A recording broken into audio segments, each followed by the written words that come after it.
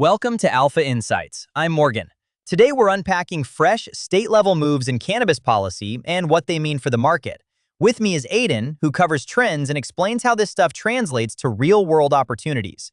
Remember, if you have questions as we go, you can ask us at stockalpha.ai. Thanks for having me, Morgan. Happy to be here. Let's jump in.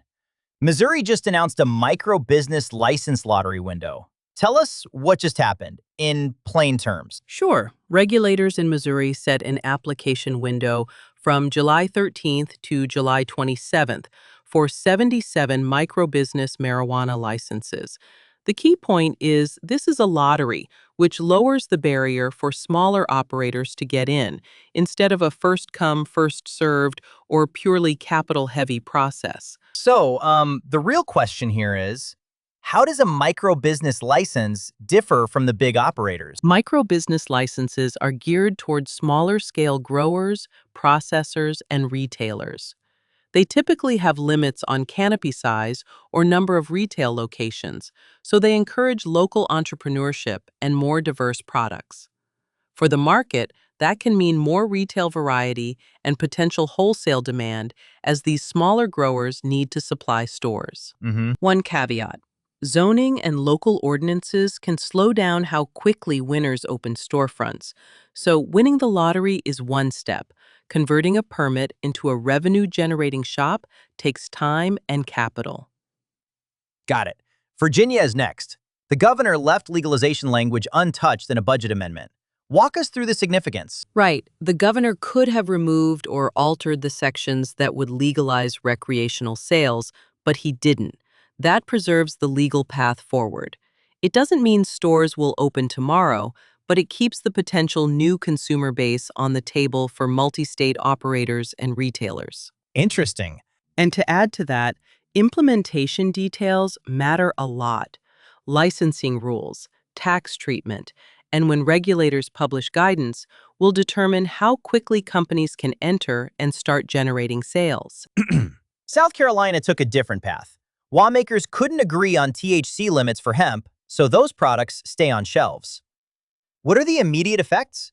Because there was no consensus, hemp-derived THC products remain legal and available in grocery stores and other retailers for now. That supports near-term retail sales for sellers and keeps consumer access open. But the issue is not settled. Future sessions could change the rules and create uncertainty. Honestly, I was a bit surprised by this one. It highlights how regulatory deadlock can sometimes maintain the status quo, and that can be both a chance for current sellers and a risk if lawmaking resumes with restrictions. Let's talk market signals. There was also a note about culture and product innovation. What should listeners care about there? Culture stories point to real shifts. Product premiumization, dosing tools, and even mushroom research are changing how consumers spend and choose brands. That matters because better dosing and safety tools can expand the customer base and justify higher price points, which feeds into revenue growth for both producers and ancillary companies. Right. When you look at the data, steady consumer innovation reduces friction for new users and helps mature the market.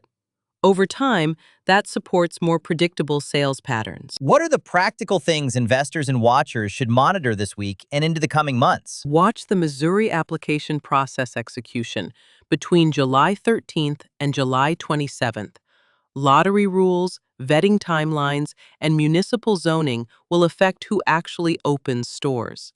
In Virginia, follow implementation plans and any technical corrections in the legislature.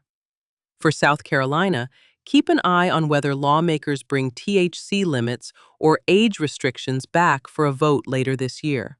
Also, look at volume shifts and updated analyst commentary from the major companies as they comment on state rollouts. Quickly, any specific sector names people often watch? Analysts and traders tend to watch funds and names like the Advisor Shares Pure U.S. Cannabis ETF, TrueLeaf, Green Thumb Industries, Curaleaf, and Tilray brands for directional cues.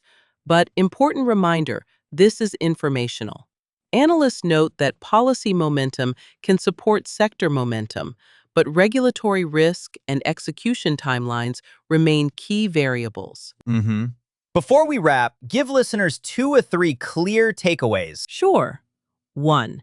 State policy momentum, like Missouri's lottery and Virginia preserving legalization language, keeps market expansion possible and supports longer-term revenue potential. 2. Local details matter. Zoning, licensing timelines, and municipal rules will determine how fast policy becomes sales. 3. Watch product innovation and retail access in states like South Carolina. Culture and safety tools can affect consumer spend even when lawmaking is unsettled. Great summary. If listeners want to dig deeper or ask a question about how these state moves might impact specific sectors, where should they go? Ask us directly at stockalpha.ai. We answer listener questions live. And for more market insight, head over to stockalpha.ai.